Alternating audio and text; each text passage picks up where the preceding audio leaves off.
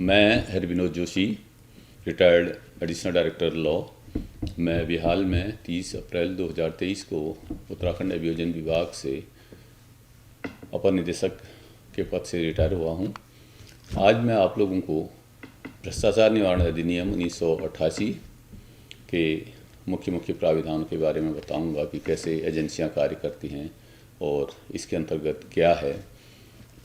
सबसे पहले मैं आपको बताऊं कि भ्रष्टाचार निवारण अधिनियम 1988 में अंतिम संशोधन वर्ष 2018 में हुआ था और यह सेंट्रल एक्ट है और सारे देश में एक समान रूप से लागू है। भ्रष्टाचार निवारण अधिनियम के अंतर्गत हमारे यहाँ कर्मचारियों और व्यक्तियों के विरुद्ध कार्रवाई हेतु दो प्रकार की एजेंसियां कार्य करती हैं।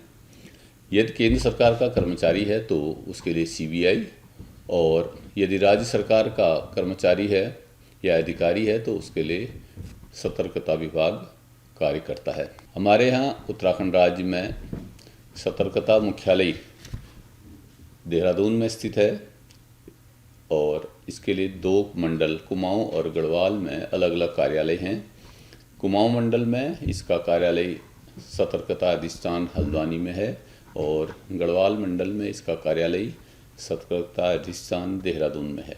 जब कोई व्यक्ति ट्रैप हो जाता है और या आय से अधिक संपत्ति में पकड़ा जाता है, उसके खिलाफ कार्रवाई चलती है, तो विशेष न्यायालय कुमाऊं में इसके लिए विशेष न्यायालय है जो हल्द्वानी में स्थित है, नैनीताल जनपद में, जो स्पेशल जज करप्शन जो है इसका ट्रायल करते हैं केसों का, और गढ़वाल में विशेष न्यायाधीश भ्रष्टाचार देहरादून में स्थित है। राज्य की ओर से इन दोनों न्यायालयों में अभियोजन अधिकारी रैंक के अधिकारी अभियोजन का कार्य देखते हैं। सीबीआई हेतु मुख्य इसका जो कार्यालय है देहरादून में है और इसकी court special court CBI Dehradun में। भ्रष्टाचार निवारण अधिनियम के अंतर्गत कार्रवाई करने के संबंध में मुख्य सबसे बड़ा बिंदु जो है वह ये है कि यदि किसी राजपत्रित अधिकारी के खिलाफ कोई ट्रैप इत्यादि किया जाता है तो उससे पहले नियुक्त अधिकारी से उसकी परमिशन लेना आवश्यक है, जबकि अराजपत्रित अधिकारियों कर्मचारियों के लिए ऐसी कोई अनुमति की आवश्यकता नहीं होती है। 2018 में भ्रष्टाचार निवारण अधिनियम की धारा 17 के बाद 17 को जोड़ दी गई थी। यह धारा कर्मचारियों के लिए अनावश्यक मुकदमों, जांचों, अन्वेषण के संबंध में बचाव का कार्य करती है। इस धारा के अंतर्गत किसी भी लोक सेवक के विरुद्ध मौके पर किए गए ट्रैप के मामलों को छोड़कर किसी अन्य शिकायत अथवा अन्य प्रकार के मामलों में उस व्यक्ति के विरुद्ध आपराधिक जांच, पूछताछ या अन्वेषण के लिए पूर्व स्वीकृति आवश्यक कर दी गई है।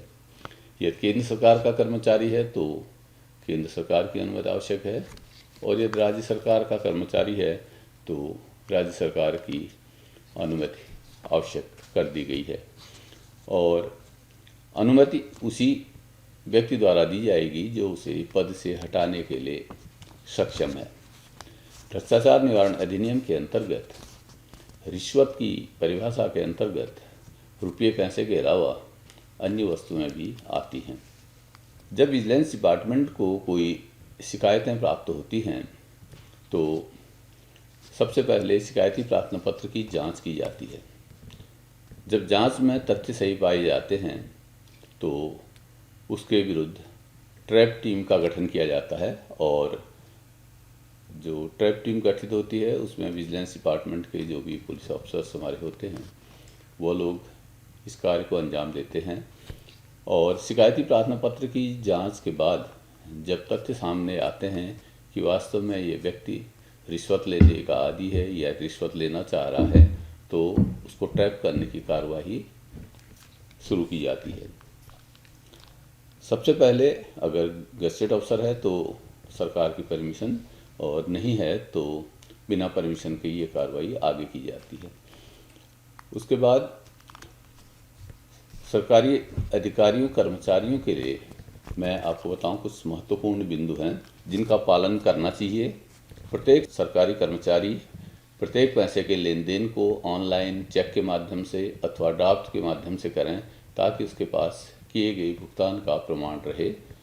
अधीनस्थों से किसी भी रूप में उपहार स्वीकार न करें तथा उनके जरिए खरीदारी न कराएं। प्रत्येक सरकारी अधिकारी कर्मचारी को बिना किसी कारण के अनावश्यक रूप से किसी भी पत्रावली को अपने पास लंबित नहीं रखना चाहिए। प्रत्येक कर्मचारी द्वारा वेतन का कम से कम 1/3 भाग खर्च करने का मानक माननीय उच्चतम न्यायालय द्वारा एक निर्णय में माना गया है।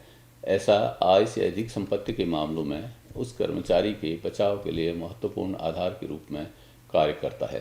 प्रत्येक सरकारी कर्मचारी अधिकारी के आय के ज्ञात स्रोत का अर्थ उसकी जानकारी में ज्ञात स्रोत से नहीं है, बल्कि उसके नियुक्त अधिकारी विभागाध्यक्ष की जानकारी में ज्ञात स्रोत से है।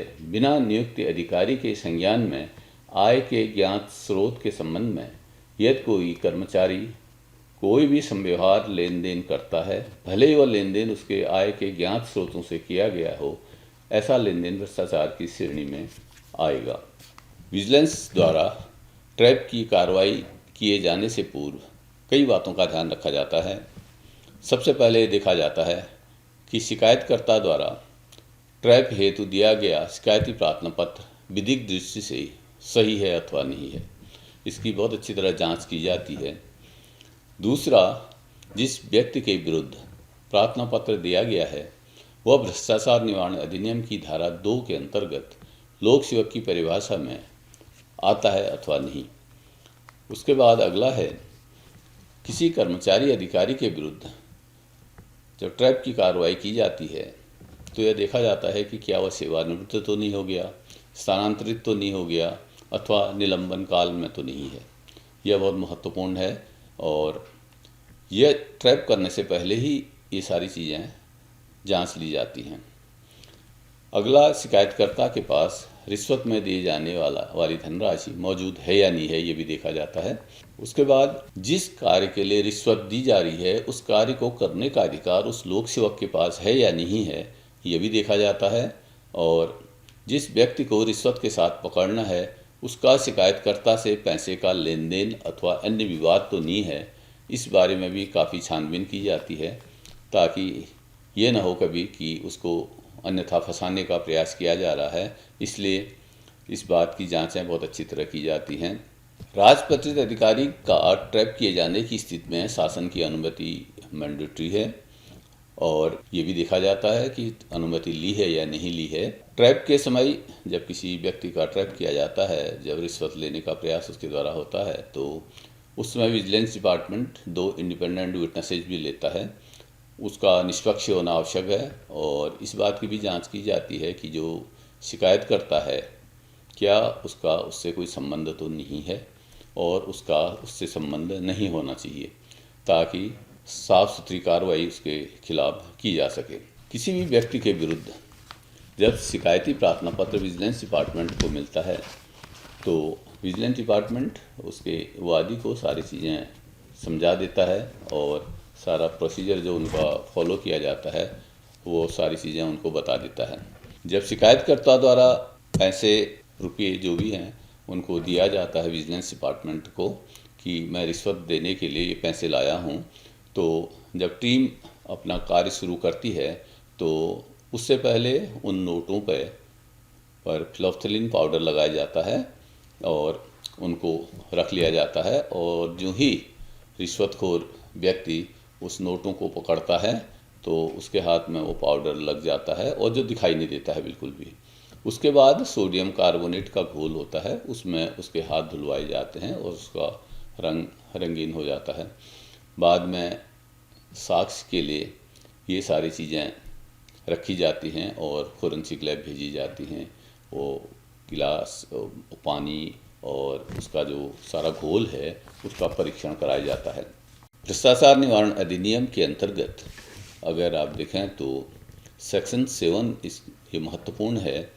इसके अंतर्गत लोक सेवक द्वारा पदी कार्य के लिए वैध पारिश्रमिक से भिन्न पारिश्रमिक लिया जाना है।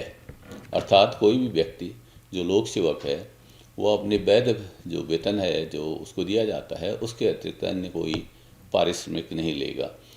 अगर वह लेता है तो उसमें सेक्शन 7 की कार्रवाई अमल में लाई जाती है, जिसमें 3 वर्ष से कम से कम 3 वर्ष और 7 वर्ष तक सजा का प्राविधान है। दूसरा सेक्शन 7 क है, जिसमें लोक सेवक को प्रभावित करके असम्यक लाभ लेना, इसके अंतर्गत प्राइवेट व्यक्ति भी आ जाते हैं। इसमें भी सजा और जुर्माने का प्रावधान है। और भ्रष्टाचार अधिनियम की धारा 8 में लोक सेवक को रिश्वत देना है। और इसका एक महत्वपूर्ण सेक्शन है, सेक्शन 13 है। और 13 के अंतर्गत लोक सेवक द्वारा आपराधिक अवचार किए जाने की दिशा में उसके विरुद्ध सेक्शन 13 की कार्रवाई शुरू की जाती है। जब व्यक्ति के आय के ज्ञात स्रोतों से ज़्यादा धनराशि उसके पास पाई जाती है तो सेक्शन 13 के अंतर्गत कार्रवाई की जाती है, जिसमें कम से कम 4 साल और अधिक से अधिक 10 वर्ष की सज़ा का प्रावधान है। आय से अधिक संपत्ति का कैलकुलेशन करने के लिए विजिलेंस डिपार्टमेंट पूरी जांच करता है, उसके सारे खर्चे देखता है, उसका वेतन देखता है और विगत वर्षों में किए गए उसके द्वारा घर, परिवार और बच्चों की फीस और अन्य सारे जो खर्च किए गए हैं, इनका सारा देखता है कि उसका स्टैंडर्ड क्या था, उसने कितना खर्च किया है और उसके बाद उसका टोटल जो अमाउंट है जो उसको प्राप्त हुआ और जो खर्च हुआ उसके बाद उसके जो बचत है वो सारा कैलकुलेशन किया जाता है। विजिलेंस एक्ट के अंतर्गत जो इन्वेस्टिगेशन होता है वो एक्ट के प्रावधानों के अनुसार डिप्टी एसपी रैंक का अधिकारी करता है, लेकिन विजिलेंस डिपार्टमेंट में हमारे यहाँ इंस्पेक्टर रैंक के अधिकारी को पावर्स मिली हुई हैं।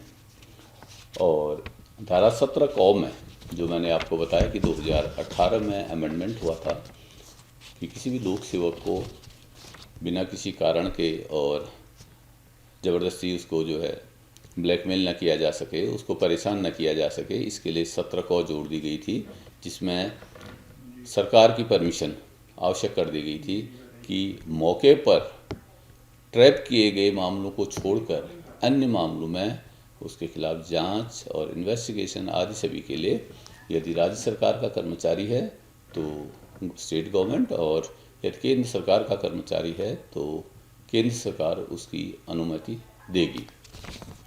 दूसरी बात, सेक्शन 17 क में ये भी कहा गया है कि ये जो परमिशन है ये 3 महीने के भीतर दी जाएगी, इसके लिए समय निर्धारित किया गया है।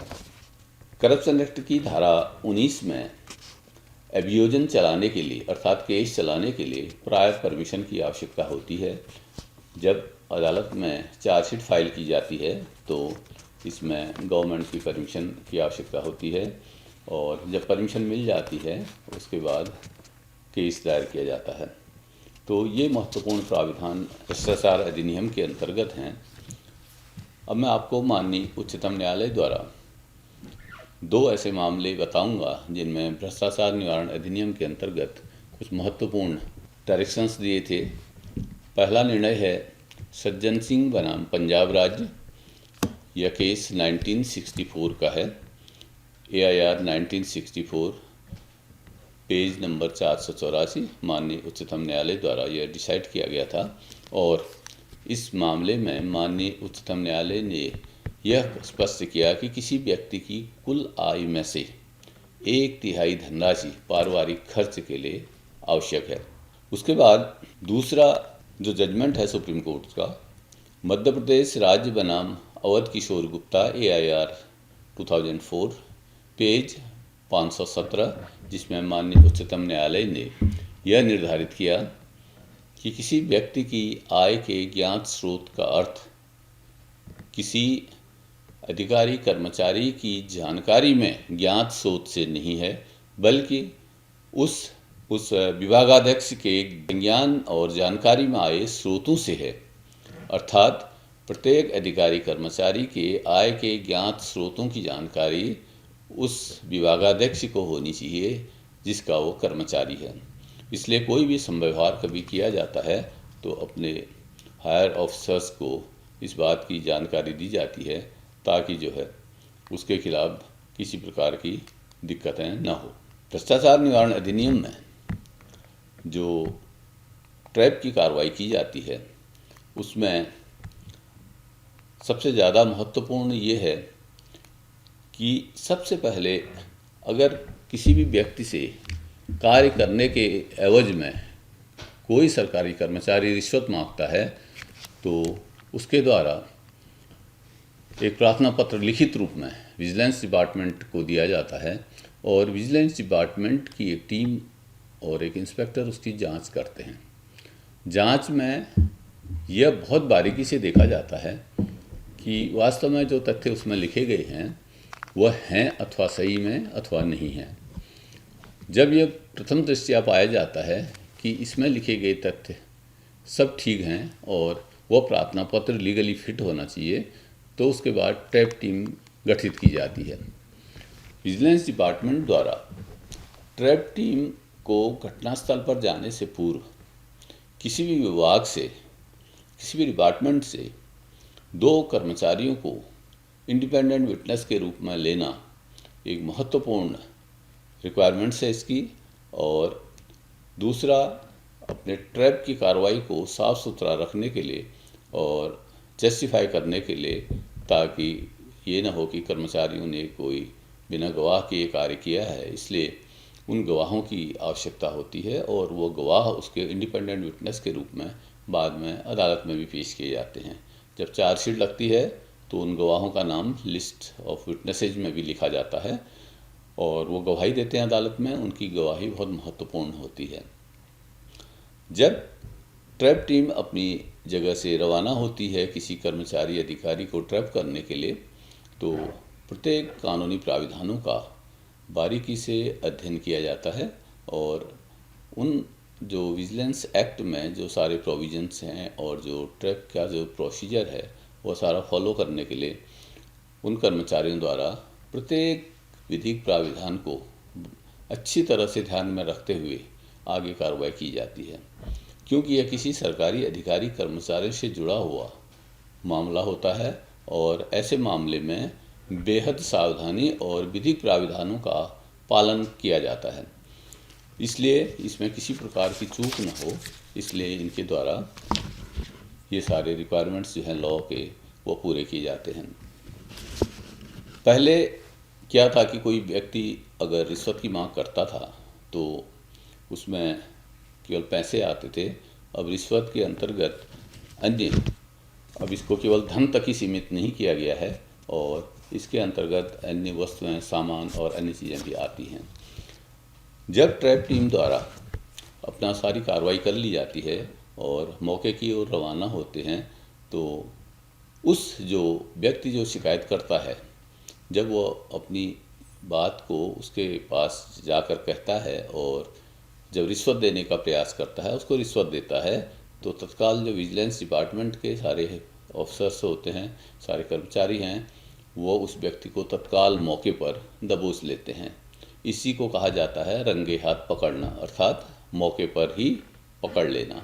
और तुरंत उसको पकड़ते ही सबसे पहले उन नोटों को जो जिसके उसके हाथ में हैं उसको पकड़ने के बाद उसके हाथ को धोया जाता है, अर्थात एक गिलास में पानी डालने के बाद, जो मैंने आपको पहले भी बताया था, सोडियम कार्बोनेट का घोल होता है जो दिखाई नहीं देता है, प्लेन पानी की तरह होता है। जब उसमें वो रिश्वत लिए हुए हाथ उसमें डुबाए जाते हैं तो उसका रंग एकदम बदल जाता है जो है। तो उसके बाद उसके जो इंडिपेंडेंट विटनेसेज हैं वो वही मौके पर खड़े रहते हैं, आसपास छुपे रहते हैं, वो भी सारी प्रक्रिया को देखते हैं कि वास्तव में यह कृत्य हुआ या नहीं हुआ। और जब अदालतों में जब केस चलता है तो इन्हीं विटनेसेस की गवाही बहुत महत्वपूर्ण होती है। वहाँ सबसे ज़्यादा महत्वपूर्ण गवाही का पार्ट रहता है, एक तो जो कंप्लेनेंट है जो शिकायत करता है, और दूसरा वो विटनेसेस जिन्होंने मौके पर उसको देखा था सारी घटना को। उस कर्मचारी को पकड़ने के बाद सीधे विजिलेंस अपने यहाँ ले आती है और उसके बाद रिमांड इत्यादि की कार्रवाई शुरू होती है और न्यायालय में स्पेशल जज के यहाँ उसको पेश किया जाता है और उसको न्यायिक अभिरक्षा में कारागार में भेज दिया जाता है। उसके बाद इन्वेस्टिगेशन चलता है। इन्वेस्टिगेशन चलने के बाद सेक्शन 19 में जब परमिशन मिल जाती है विजिलेंस डिपार्टमेंट को तो आरोप पत्र दायर होता है। आरोप पत्र दायर होने के बाद फिर हर स्टेप वाइज केस अदालत में चलता है। पहले उस एक्यूज़ को तलब किया जाता है जेल से, अगर बेल पर नहीं है, अगर बेल आउट है तो उसको बुलाया जाता है, उसके ऊपर चार्ज फ्रेम होते हैं, उसके बाद गवाही चलती है, अभियोजन की गवाहियाँ चलती हैं, उसके बाद आर्गूमेंट और उसके बाद जजमेंट होता है।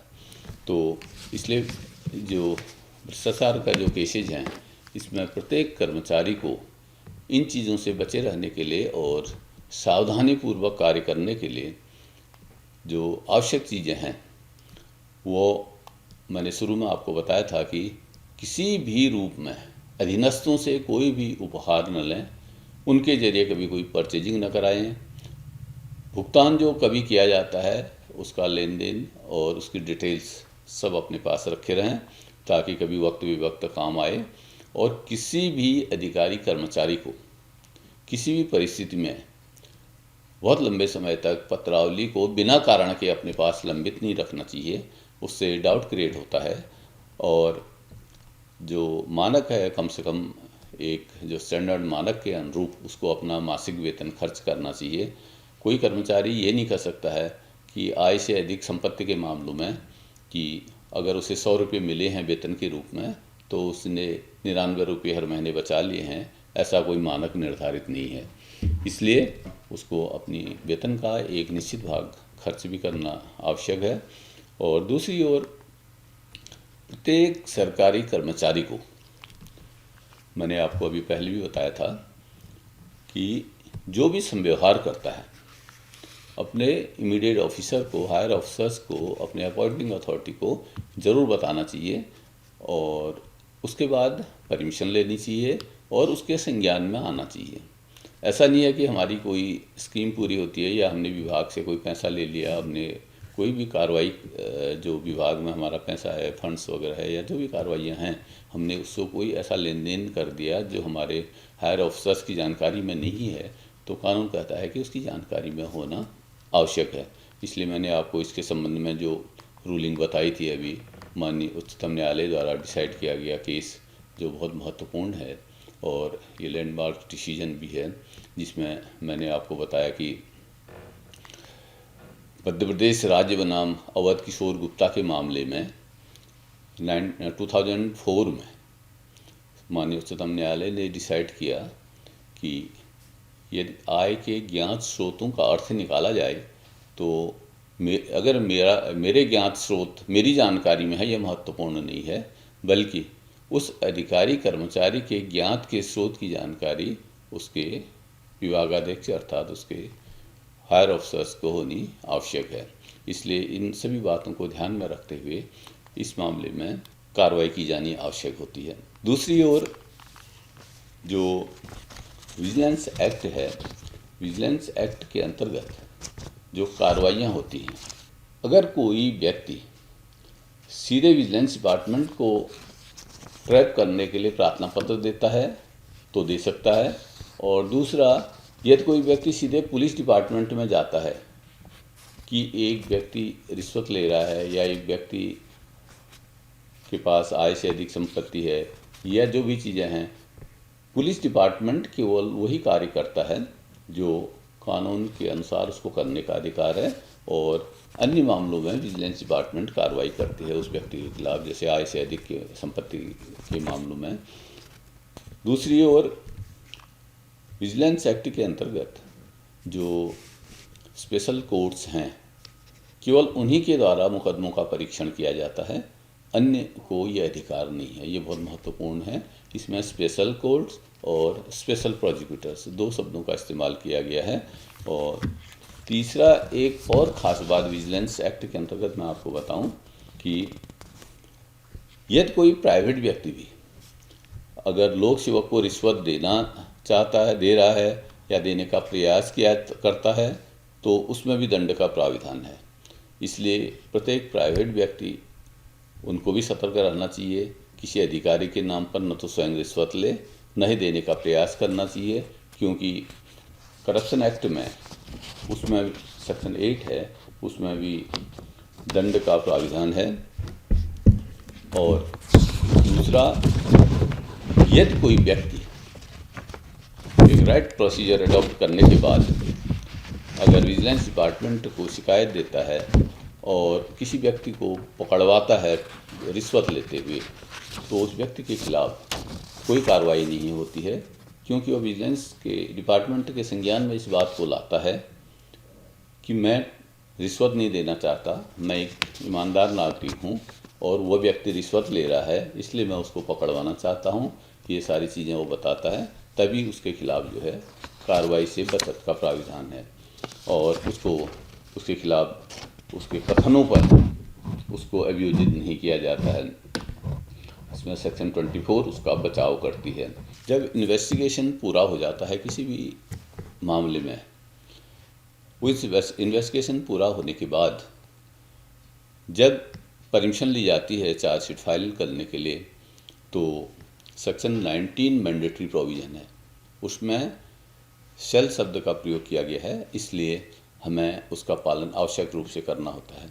अगर हम उसका पालन नहीं करते हैं और बिना परमिशन के अगर लगा देते हैं चार्जशीट, तो यह एक दूषित प्रक्रिया होगी, इसलिए सेक्शन 19 का पालन करना आवश्यक है। तो आज मैं आपको भ्रष्टाचार निवारण अधिनियम के अंतर्गत इन्हीं बातों को मैं बताते हुए मैं अपनी वार्ता को समाप्त करना चाहूँगा।